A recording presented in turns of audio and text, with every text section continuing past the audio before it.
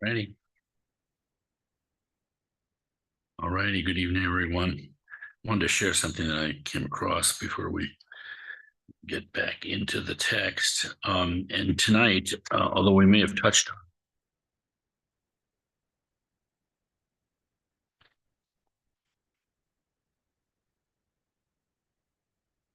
better, better.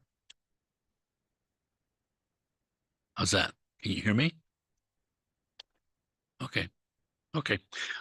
Yeah, tonight, although we touched on it, maybe did a lot of it last time. I can't remember. Chapter 7. We finished chapter 6, renunciation, which is short, and then went into taking refuge. But I want to go through that again because it's so profound and so fundamental. But first, I wanted to share something that I just happened across in the book that Megan gave me, um, which is just kind of like a cultural survey of Britain historically. It's very interesting little vignettes, and this was one taken from. It was the story of Christianity coming to the British Isles, and I found it rather fascinating because apparently, as we know, there was all of this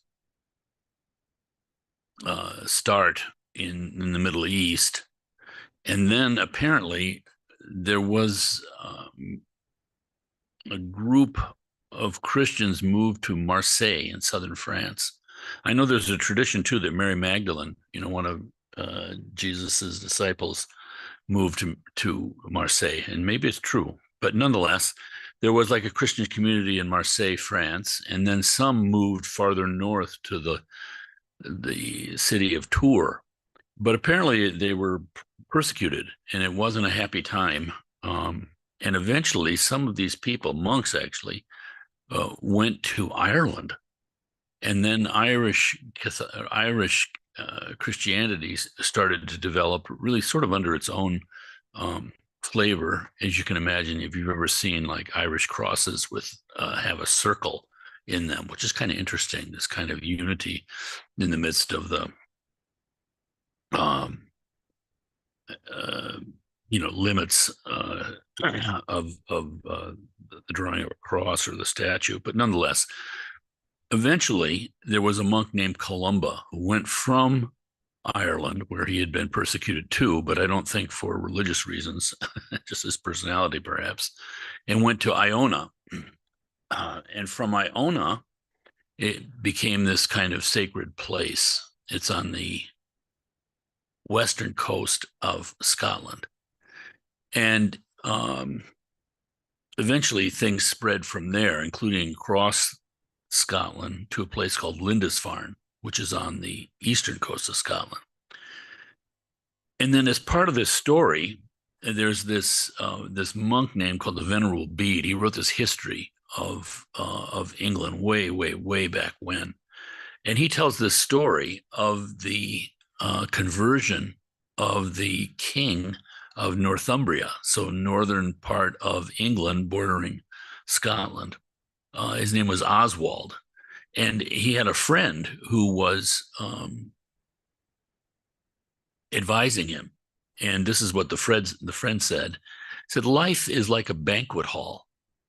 Inside is light and fire and warmth and feasting, but outside it is cold and dark. A sparrow flies in through a window at one end, flies the length of the whole hall, and then out through a window at the other end. That is what life is like. At birth, we emerge from the unknown, and for a brief while, we are here on this earth with a fair amount of comfort and happiness. But then we fly out into the cold and dark and unknown future. And then he advised the king, if this new religion can lighten the darkness for us, then let us follow it. That image of the sparrow flying out of the darkness into this hall and then finally out again, I just thought was very, very vivid. When we talk about refuge tonight, the Dharma, somewhere, Professor Kanze said that he regarded the the philosophy or the teaching, I can't remember who said it, the philosophy of Nagarjuna and Dharmakirti uh, as the least wrong of all philosophies, recognizing the limitations that we have as human beings and the inability to express the inexpressible. And yet to be whole and complete, we somehow have to realize that inexpressibility. It seems to me like, this mind, it's like the ocean, but we are on the surface all the time. We're just thrown around by the winds and by the agitations on the surface. Sometimes it's calm and we call that happiness, but it isn't stable calm. At any time, the winds come up again and we're thrown around. So how do we recognize, how do we come to know and live and experience the depths of the ocean? It said somewhere, I saw some description of proportion. It said that if you take all the extremes on the surface of the earth, not talking about the earth now, not the ocean. In other words, you have Mount Everest, what is it, 5 miles high, and then you have the Marianas Trench, which is 5 miles deep. So, you have this extreme of ups and downs. But if the earth were reduced proportionally to the size of a billiard ball, it would be smoother than a billiard ball. So we don't see things as they really are. We see with limited mind, and that limitation is our self-grasping, is our just channeling everything into this sense of a separate self. This great truth of the Buddha Dharma. It's one commentary on Patrul Rinpoche's. This is actually a commentary in the wisdom chapter of Shantideva by one of Patrul Rinpoche's great students, Minyak Kunzang Sonam. He's in our Madhyamaka tradition. Again, this is the highest view within all the different Buddhist philosophical views. The absence of inherent existence is not necessarily non-existence. All phenomena have no inherent existence. As this does not stand for total non-existence, they are not necessarily nothing at all. All phenomena exist on the relative level merely as conceptual imputations. As this stands for existence, they necessarily do exist. It is with this essential point that we can answer their argument. So he's talking about other views. But listen to this, because I just think it's so, the freedom of it is something that we actually either fear or just avoid. There's this teaching that in the bardo, after death, that the bardo being has gone through these different experiences and now is kind of this travel through the bardo. And there's a feeling of being alienated, of being lost, of wanting some sort of refuge. And lights appear, and there are bright lights, and then there are dull lights. The bright lights are the ones that you want to go towards. The bright lights are our true nature, shining. And yet somehow it's a little bit scary for us. It seems too intense. It seems too naked. It seems too revealing. It's hard to believe in our own our own validity, you might even say. And so we're attracted to the dull lights because they seem softer and less threatening. And each one of these lights represents one of the 6 realms. So we follow those lights and we find ourselves born again as a human, or again as a human without qualities, or certainly as one of the sensual gods, or a fighting god, or an animal, or hungry ghost or a hellish being. So here too, the vividness of it, the absolute freedom. He continues, he says, when we train in generosity and the other perfections, the other paramitas, for the sake of the goal or the result, if we're seeking the level of Buddhahood, for instance, if we search for what we call the goal or result, and if we search for the means of attainment or the cause, that is the first five perfections, if we search like this and examine their mode of being, there is nothing that we can find. Without further investigation or analysis, we engage in these paramitas, these perfections, conjoined with wisdom, understanding them to be like deceptive illusions or mirages, mere empty names. When we have the guide dog of the wisdom, which has realized the absence of inherent existence of things, generosity and so on merit the name paramita, perfections. So when conjoined with wisdom, these things then become transcendent perfections. That is, they're transcendent and become the cause for attaining Buddhahood. If we do not have this guide dog, the wisdom, which is the realization of emptiness, generation, generosity, and so on will not merit the name paramita, perfections, and will not become the cause for attaining Buddhahood. So you see, it's like a razor's edge, because we recognize sort of virtuous things and all these good things. All these different traditions have all so many good things. But what strikes me about the Dharma is its profundity and its completeness. You don't have to try to think that all philosophical systems are the same. That's always struck me as kind of crazy. Because of the teachings of cause and effect, not every cause produces the effect that you want. That is Buddhahood, complete freedom, no matter what name you put on it.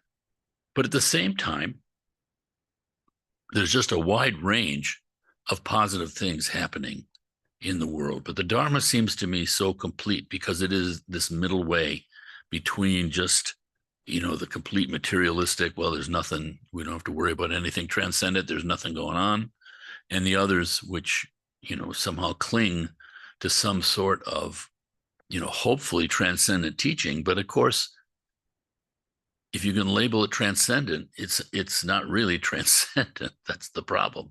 It becomes just a concept too. So we're living in this kind of paradox, and happily, Buddhism recognizes that, which I think is its great, great, great offering.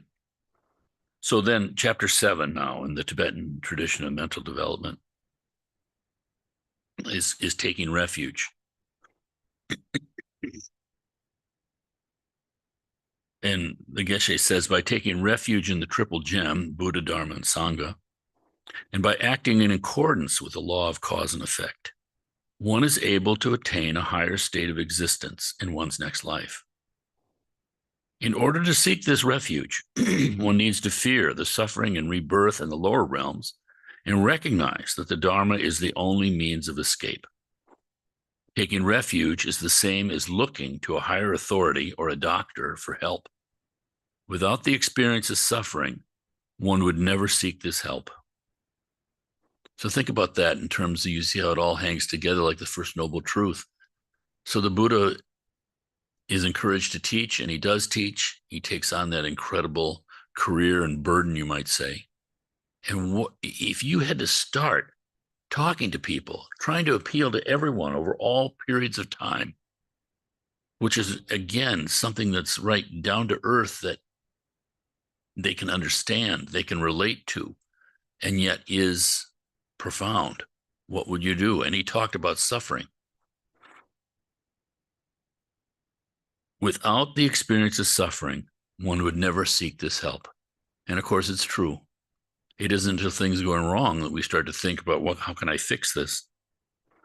In order to take true refuge, one must entrust oneself completely to the triple gem. So true refuge, often I've noticed in our particular time, and certainly Americans of the 60s, we don't like things like true refuge. It sounds like, oh, this is exclusionary. This is sectarian. We think like that. But of course, when it comes to, baking a cake, we don't object to anything that's valid, you know. When it says bake it for so long at such and such a temperature, we don't think that's excluding all the other temperatures and everything else. It's just practical. And to say something's a true refuge doesn't mean to say that there's nothing positive in other traditions, for instance. But it just seems to me the Dharma is this profound understanding, what kind of underlies the truth to the degree that they have it in all different traditions, including atheistic ones for that matter. We're dealing with reality. What is valid? What is true? And how can we get out of this confusion that we've generated and just spinning around with our concepts and our thinking mind all the time? So, the 4 qualifications of a true object of refuge are as follows. 1, free from all kinds of fear. 2, having skillful means to liberate others. 3, having even-mindedness, impartiality towards all living beings. And 4, having the will to help others, regardless of what they have done to themselves. Does that make sense? You have to be free from fear. I mean, he gives the example of a person who saves another from drowning must be strong and unafraid of water, willing to dive in, so to speak, and having skillful means to liberate others. And he says if one cannot swim or know how to save another, one can be of little aid. So there has to be skillful means. And 3, even-mindedness, impartiality towards all living beings. In other words, you can't say, I'll just, this type of mind is only going to have compassion for those that it likes, those that it is attached to in some way or another. It has to be beyond that. It doesn't mean that you act inappropriately in any situation. If someone is raging around the neighborhood trying to stab people, you use force to stop him. But it's not with hatred. This is the difference, that equanimity. It's the objectless compassion. It's a state of compassion that isn't fabricated. And finally, having the will to help others, regardless of what they may have done to oneself. So this great motivation, but more than motivation, it's just sort of there in the mind. All right, those are the qualifications of a true object of refuge. One should contemplate suffering, and when seeking a means of escape, look for a refuge having all these 4 qualities. By doing so, one avoids blind faith and sows the seeds of pure faith to which one is able to give oneself completely. It's so critical because it's really, natural for human beings in our kind of self-grasping state. We want liberation. We want an end to suffering. And so we grab onto things. And this is blind faith in a way that we're hoping some magic talisman will do it, or just defining yourself the right way, or trying to have the right belief or whatever. But of course, it's more profound than that. It's the quality of mind. There are 3 levels of taking refuge. A person of small or initial scope does so from fear of suffering in the 3 lower realms. In seeking freedom from suffering, one recognizes the triple gem as the only means of escape. So the first thing is I just don't want to suffer. And traditionally it's said, I don't want to be reborn in the lower realms. So people will, they'll pray just to have a higher rebirth. But one of medium scope, and of course our scope develops as we practice. But one of medium scope fears the sufferings of all realms in samsara, including the deva realms, the god realms, and seeks one's own liberation. A person of great scope, Mahayanas, takes refuge because one seeks freedom from all sufferings of samsara, has strong faith in the triple gem as the guide, and feels strong compassion for all sentient beings. It is important to contemplate these 3 sources of motivation each day before taking refuge. The Buddha is present in all 3 objects of refuge, as well as one's Lama, Thus, by taking refuge in the Buddha, refuge is taken in the entire triple gem. There are many objects of refuge that people look to, such as money, a government, earthly spirits, but these worldly refuges do not have the qualities of a true refuge. Earthly spirits, for example, being jealous and indifferent towards humans, are neither ultimate nor dependable and do more harm than good to those who take refuge in them. Only the triple gem is ultimate, possesses the means to end all suffering, and the Buddha has compassion for all living beings equally. There has never been a time when the Buddha neglected ripened beings. Thus, we must purify ourselves or become ripe in order that the way may be open to us more fully. I think this is such an important point. It's, refuge isn't something to sort of resist. Everyone's taking refuge all the time. But what is the object of refuge? People do it in careers. They do it in ideas of themselves. They do it in relationships. They do it in ethnicity. They do it in governments. They do it in, big corporations. We're seeking for protection from suffering. That's what refuge is. We're seeking that all the time. It's what beings do. The birds are out there flying around looking for food. They're looking for some refuge from their hunger. It's what we do. But again, how profound is it? My father had a book that I would read when I was a kid, when getting older and starting to think about things, And it was a book that was written by, I think his name is, I looked it up the other day, I think I got it right, J.B. Phillips or something. He was like a Anglican bishop in England. And I don't remember much about the book other than the title. It was Your God is Too Small. And I think that's the situation with this. Our sources of refuge, our gods, are too small. We satisfy ourselves seemingly with something, limited that we can understand, that doesn't threaten our ego, so to speak. That sort of meets all our ego's qualifications, rather than something that can tear you inside out. But in that tearing inside out, it's like it's like you've been turned inside out and washed in cold water, and you just feel clean and wonderful because there's no more clinging, even just for a moment. And this idea of being ripe, in other words, the Buddha isn't running around, like some sort of enormous do-gooder. It has to come. It said, when the student is ready, the teacher appears. It's this process. Now, this is our great freedom because we don't have to go anywhere. We don't have to set up any kind of situation. We can be working, doing this purification ourselves at any moment, at any time, right where we are.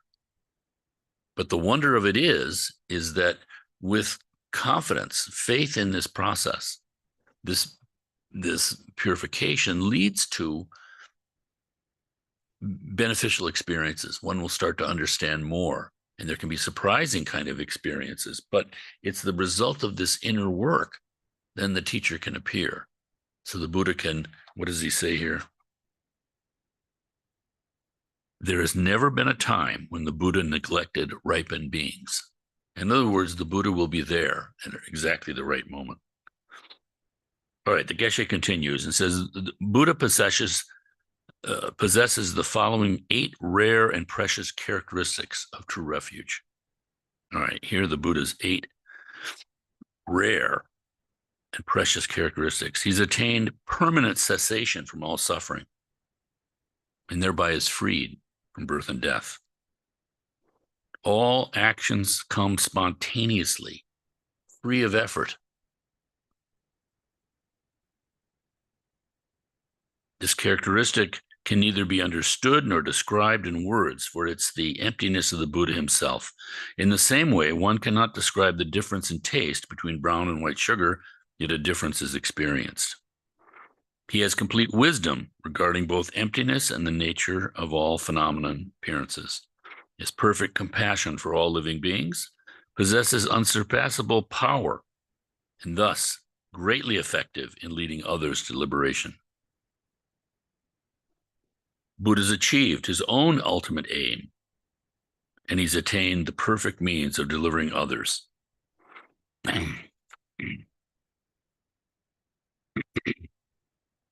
Each of the three manifestations of Buddha, including Manjushri, manifestation of wisdom, Avalokiteshvara, the manifestation of compassion, and Vajrapani, the manifestation of his power, is the embodiment of the entire triple gem. The form of each is the Buddha and Sangha. Their wisdom is the Dharma. So here we go.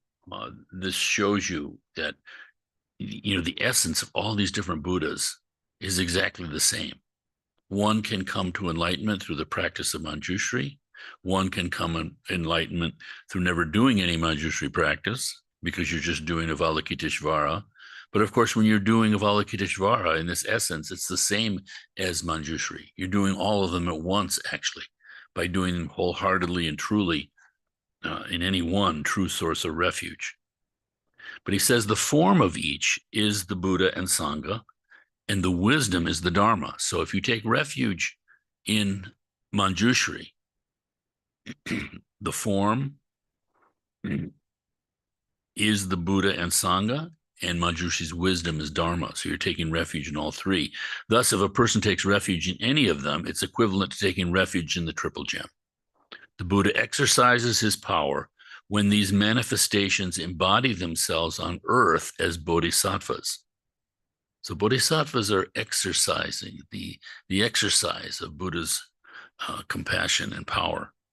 The Tibetan word Sanjay meaning Buddha has the twofold meaning of awakening from all obscurities and the pervasion of all levels of knowledge. The refuge of the Dharma is equivalent to the last two noble truths, that is, the cessation of suffering and the path. So taking refuge in the Dharma is taking refuge in the cessation of suffering and taking refuge in the path. Scriptures, statues, and other religious objects are simply superficial manifestations of the Dharma or symbols of these truths. The Dharma has two aspects. It is both permanent, for the cessation of suffering is permanent, and impermanent, as is the path. The Dharma is known as the true refuge, for it is the wisdom by means of which one attains liberation. To illustrate this, the Buddha is often likened to a doctor, the Dharma to the medicine, and the Sangha to nurses.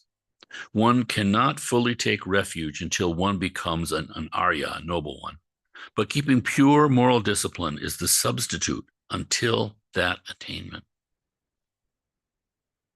The different forms of spiritual practice are the means by which one develops the true taking of refuge, and keeping the 10 virtues, the abandonment of the 10 non-virtuous acts, is the basis for attaining the cessation of suffering. Any form of wisdom that arises from the practice forms the basis for the impermanent aspect of this refuge, the path. So we learn these arisings come, any form of wisdom that arises from the practice, the basis of the impermanent aspect of this refuge. And that shows you that you don't even attach to the aspects of the path. And why? Because they're impermanent too. This is the great freedom of the middle way.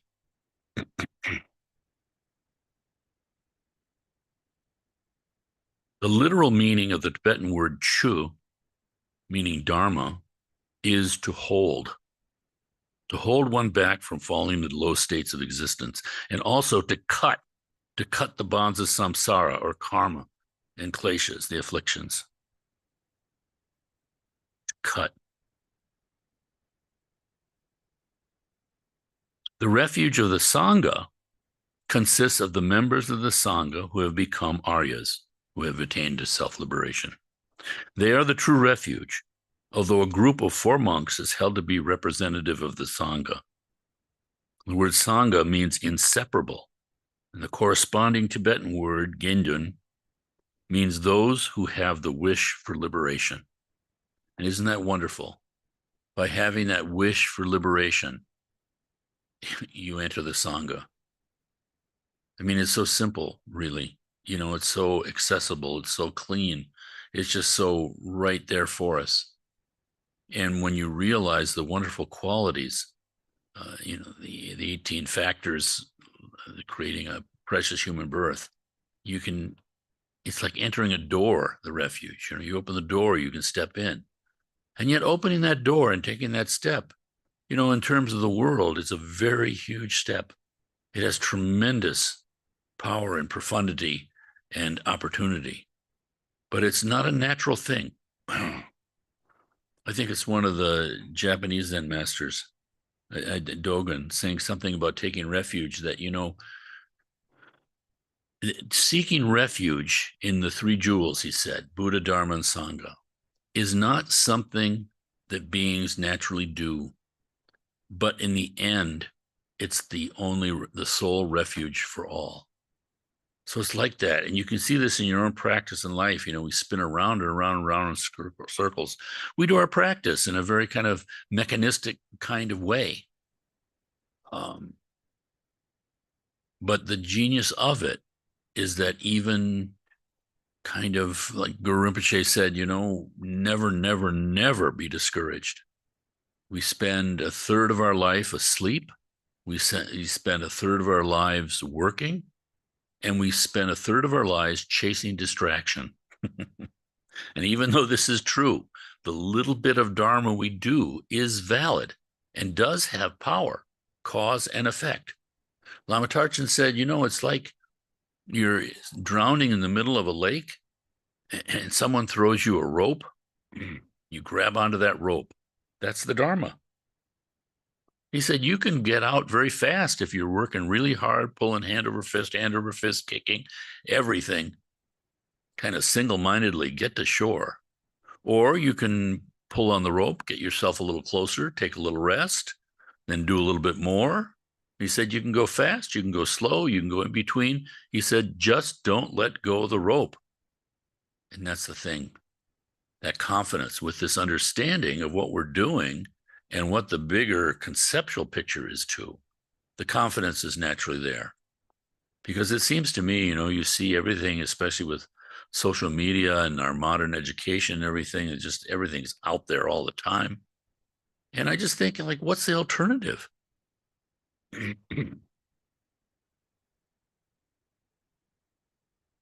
There are two types of refuge: causal refuge, which is in someone who has internalized the triple gem,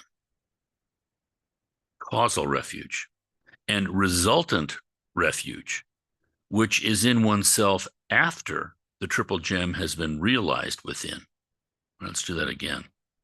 There are two types of refuge: causal refuge, which is in someone who has internalized the triple gem, and resultant refuge, which is in oneself after the triple gem has been realized within.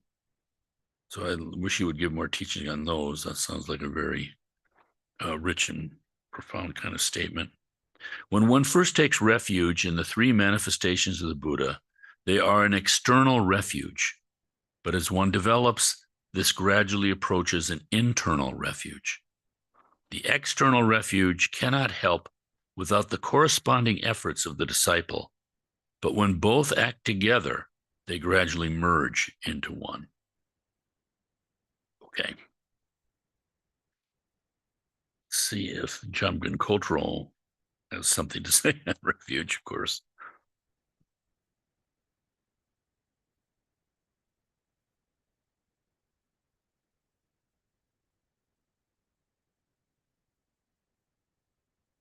He's getting into the actual visualization, which is wonderful in itself.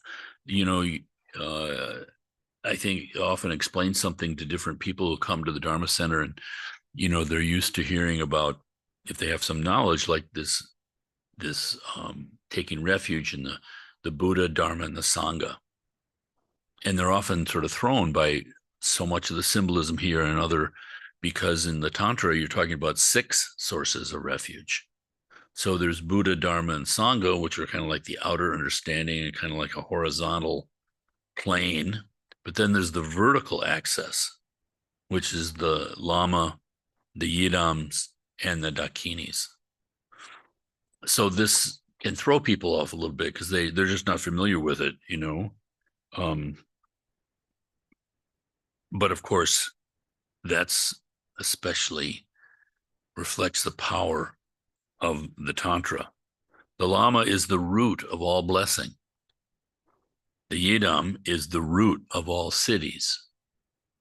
And the Dakinis and Dharmapalas are the root of all Buddha activity. So in the Tantra, there's kind of like you might say, in this inner process, this deepening that is manifested in activity also. And of course, this is one of the reasons that it's so effective, because we're practicing pure vision. You know, we're practicing the state of Buddhahood from the get-go. And that's immediately, you know, without obstacles. And so whatever obstacles are there, you know, they're already given kind of like a minor position, and they more easily dissolve away. Whereas in the sutra teachings, you know, the mental thing is kind of like their obstacles are these things to overcome. And there they are in the way of us in the path, you know, to the perfection of giving. We're immediately aware of all of our obstacles to giving, all our stinginess, everything. So you're kind of working at it from below, working up. You know, we're working up to prajna, to the perfection of knowing, perfection of wisdom, prajna, paramita. But with pure vision in the Tantra, like we're already there. So you're kind of working down, where we have yeshe, you know, this kind of transcendent wisdom, and we're acting from that aspect, even if we're just pretending, seemingly pretending, because we're not really pretending. To even have that concept is so extremely rare. And in our own limited way, you know, we're latched onto one of the waves on the surface of the ocean, but recognizing the depths in some way, at least having confidence and faith in it. So it works. Yeah, the root of all blessing, the Yidam, the visualized deity, the root of all city, and the Dakinis and Dharmapalas, the root of all Buddha activity. So these are called the three roots in the Tantra, and they are included in the three jewels. And the Mantrayana holds that all six sources of Reshu, Buddha, Dharma, Sangha, the Lama, the Yidam, and the Dakini and Dharmapalas, all are encompassed by the root guru alone.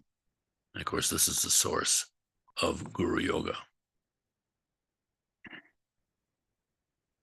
Yeah, it's said that you know, normally there's one way to Buddhahood in the sutra. You've got the purification of all your negativities. If your negativities are all gone, you discover yourself to be a Buddha.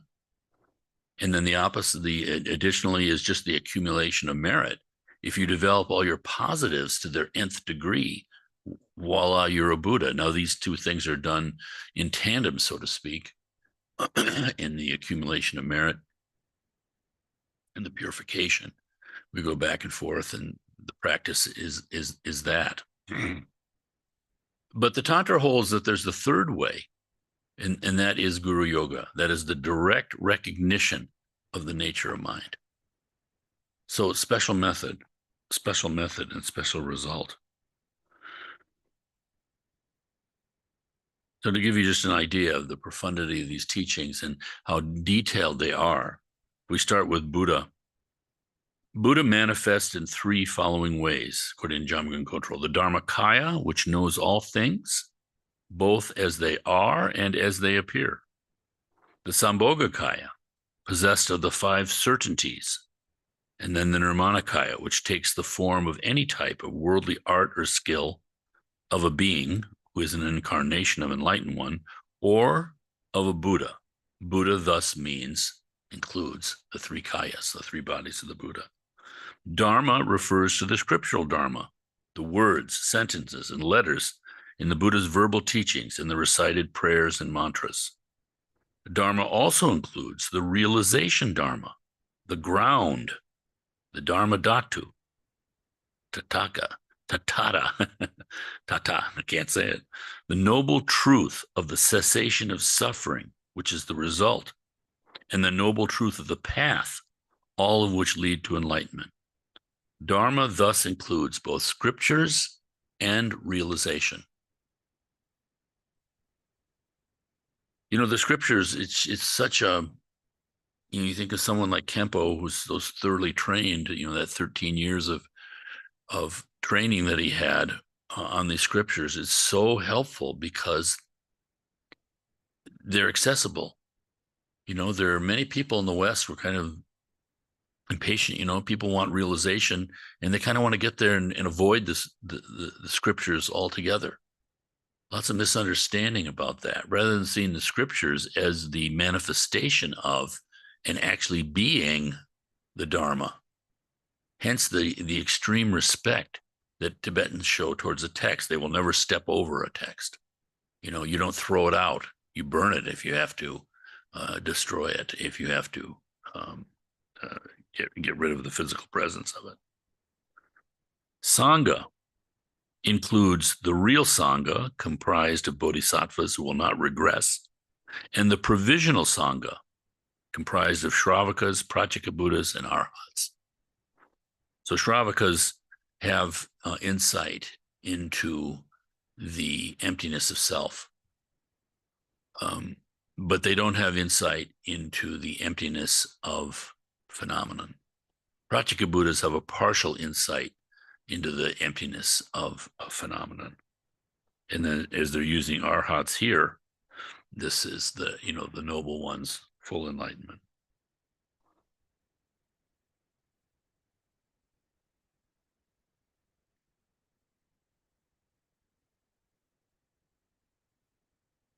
All right. So, yeah, this is a beautiful chapter in this book, The Torch of Certainty. These teachings by Jamgon Kongtrul on refuge with some detail. But what's so wonderful is the understanding that we have this door of refuge. The whole Buddhist world opens up to you. And of course, even when we take these things with kind of like even mixed motives, we don't know there's something pure there that's manifesting because it's just too rare otherwise. Even the beings that do, you know, not completely freed of their obscurations and even their negative activities, this contact with the Dharma is the only way out, fully out. Manifests in different ways. Bodhisattvas can take any kind of form. You can't necessarily tell by their outer appearances, but it is not a sectarian matter. It's just a matter of seeing things as they truly are. And the difficult thing is the confidence, the faith in these methods, to see them as sacred. It's said that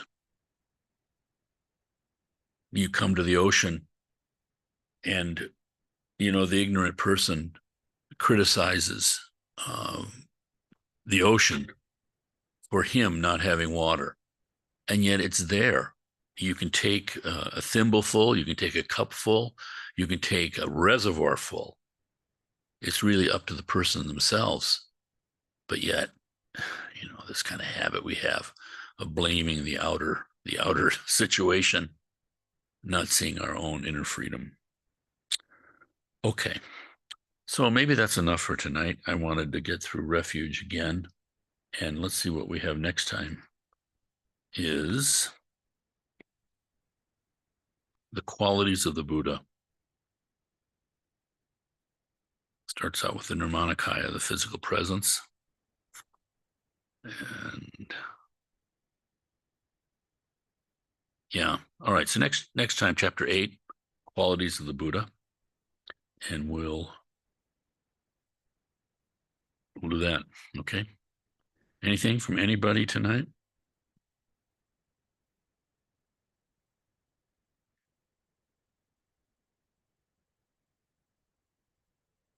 See if I can find a dedication.